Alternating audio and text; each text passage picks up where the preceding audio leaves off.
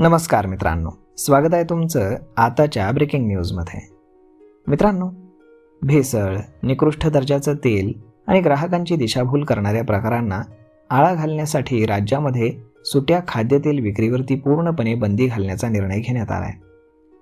या निर्णयाची अंमलबजावणी सुरू झाली असून याचं उल्लंघन केल्यास 7 वर्षे ते जन्मठेपेपर्यंत किंवा कारावास आणि 10 लाखांपर्यंतची दंडाची शिक्षा होणार आहे. FDAनं खाद्यतेलाच्या उत्पादन आणि विक्रीबाबत राज्यव्यापी सर्वसमावेशक अनुपालन आणि अंमलबजावणी आदेश म्हणजेच कंप्लायन्स ऑर्डर जारी केली आहे. सुट्या तेलाची विक्री, वापरलेल्या डब्यांमध्ये पुनर्भरणा म्हणजेच रिफिलिंग आणि तळणीच्या तेलाचा पुनर्वापर यावरती पूर्णपणे बंदी घालण्यात आल्याची माहिती आयुक्त तुकाराम मुंढे यांनी दिली. तेल उत्पादक, सॉल्व्हेंट एक्स्ट्रॅक्शन युनिट, रिफायनर्स, ब्लेंडर्स, रिपॅकर्स, आयातदार, घाऊक आणि किरकोळ विक्रेते, किराणा दुकानं, सुपरमार्केट्स तसेच ई-कॉमर्स आणि ऑनलाईन प्लॅटफॉर्म्स अशा संपूर्ण पुरवठा साखळीसाठी हा आदेश बंधनकारक राहणार आहे. सुट्या तेलामुळे उष्णता आणि हवेनं तेल खराब होण्याचा तसेच घातक घटकांच्या भेसळीचा धोका वाढतो.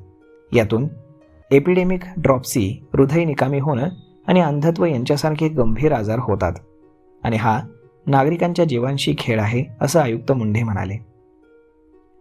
तर आता खाद्यतेलाची विक्री पूर्ण आणि स्पष्ट लेबल असलेल्या सीलबंद वेष्टनातूनच करावी लागणार आहे.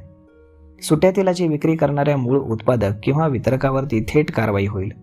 डबे आणि टँकरचे नियम जर पाहिले तर वापरलेल्या किंवा गंजलेल्या डब्यांमध्ये तेलाचं रिफिलिंग करण्यास आता सक्त मनाई करण्यात आली आहे.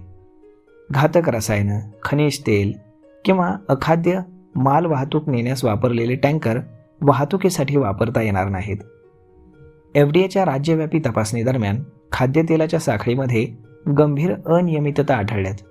यामध्ये परवान्याविना व्यवसाय, तेलात भेसळ यासह 77 नमुने निकृष्ट दर्जाचे तर 13 असुरक्षित तर 15 बनावट लेबलचे आढळले.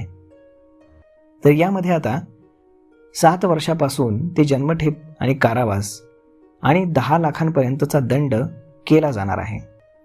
सोबतच भेसळकारक घटक बाळगणं, विनापरवाना व्यवसाय करणं या लोकांना 10 लाखांचा दंड करण्यात येणार आहे. त्यानंतर दिशाभूल करणाऱ्या जाहिराती जर कोणी केल्या तर त्यांना देखील 10 लाखांपर्यंतचा दंड करण्यात येणार आहे. सोबतच निकृष्ट दर्जाचं तेल जर वापरलं तर 5 लाखांचा दंड होणार आहे आणि बनावट लेबल असलेलं तेल वापरलं तर 3 लाखांचा दंड होणार आहे. तर मग मित्रांनो, अशा पद्धतीनं शिक्षेच्या वेगवेगळ्या स्टेप्स केलेल्या आहेत. तर मग मित्रांनो, अशा पद्धतीनं आता सुट्या तेलाची विक्री जर तुम्ही केली तर तुम्हाला जेलमध्ये देखील जावं लागू शकतं. तर मग मित्रांनो, हा व्हिडिओ, ही माहिती तुम्हाला कशी वाटली हे तुम्ही आम्हाला कमेंट करून नक्कीच सांगा. आणि जर हा व्हिडिओ तुम्हाला आवडला असेल तर आपल्या जवळच्या मित्रमंडळींसोबत देखील हा व्हिडिओ तुम्ही शेअर करायला विसरू नका. धन्यवाद.